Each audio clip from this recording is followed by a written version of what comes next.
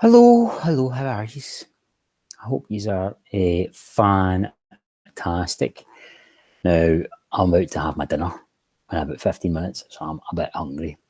I'm sharing this with you in case I make mistakes and don't notice them. They're all human. They're all human. Right, odds gain cheek to the frost giant, and the frost giant is then telling the sad story of how Thor conned his brother out of money payment, I suppose, for building the wall.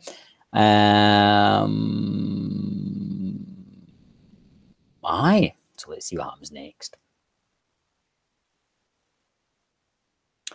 We'll just start at the top of the page. So what did your brother want for payment? Asked Odd. Nothing really, said the giant, shifting from foot to foot. Just stuff. He sat down again on the boulder. Where the air touched the frost giant, it steamed. Odd had seen the water in the fjord steam in winter, when the air was colder than the water. He wondered how cold the frost giant was. He wanted the sun, said the giant, the moon, and Freya, all things that I now control, for Asgard is mine. Yes, you said that. There was a pause. The frost giant looked tired, Odd thought. Then Odd said again, Why did he want those things? The frost giant took a deep breath. How dare you question me? He roared, and Odd felt the earth shake beneath him. He leaned on his crutch to keep his balance as icy winds blew past him. Odd didn't say anything, he just smiled some more. The giant said, Would you mind if I picked you up? It would make it easier to talk if we were face to face. So long as you're careful, said Odd. The giant reached down and laid his hand flat on the ground, palm up. And Odd clambered awkwardly onto it. Then the giant cupped his hand and lifted Odd up so the boy was on a level with his mouth. And the giant whispered in a voice like the howl of a winter wind. Beauty. Beauty? The three most beautiful things are here. There are, the sun, the moon, and Freya the lovely. It's not beautiful, really, in Jotunheim.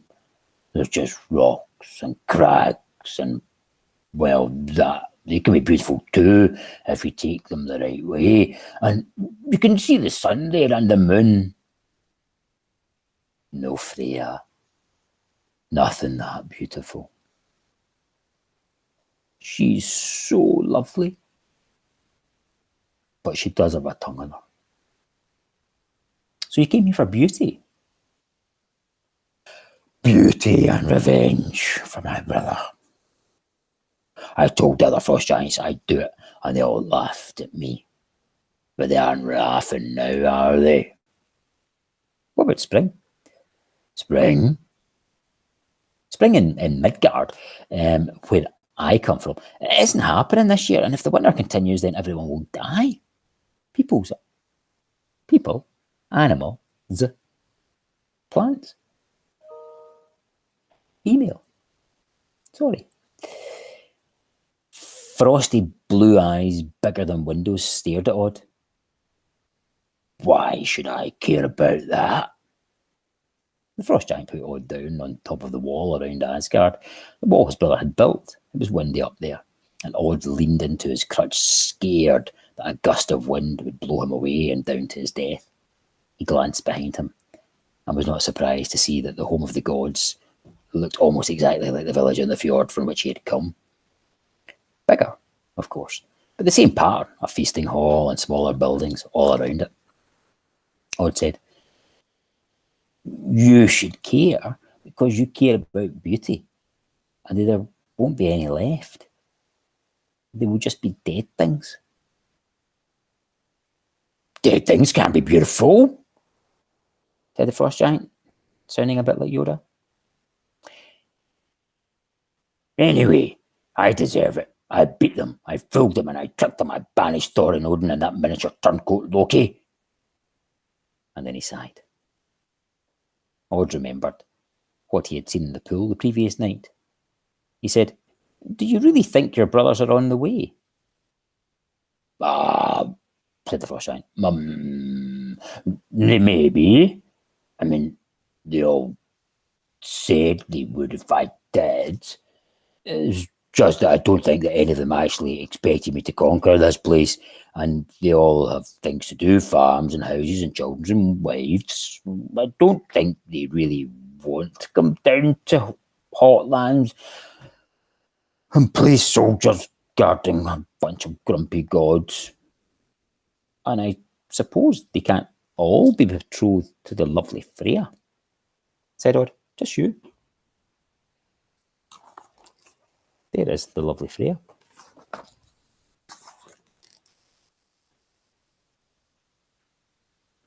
"Lucky them," said the frost giant darkly. "She's beautiful." "Oh, yes, she's beautiful, I'll give you that." He shook his head. Icicles fell from his hair and crashed tinkling on the rocks beneath. "She's got a carriage pulled by cats, you know. I tried stroking them." He held up his index finger in his right hand. It was covered in scratches and cuts.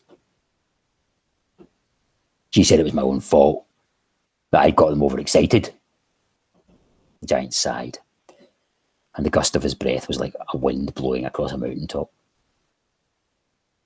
"She is beautiful," he said, and sighed again, "but she only comes to the top of my foot.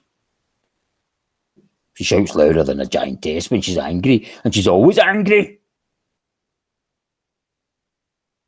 "But you can't go home when you've won," said Odd. "Exactly. You wait here in this hot, horrible place for reinforcements who don't want to come while the locals hate you." "So go home," said Odd. "Tell them that I beat you." He wasn't smiling now.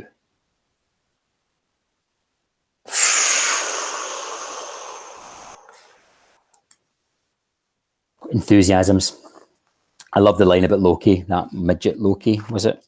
Something like that. What was it? Miniature turncoat Loki. Love the line about that. I thought that was funny.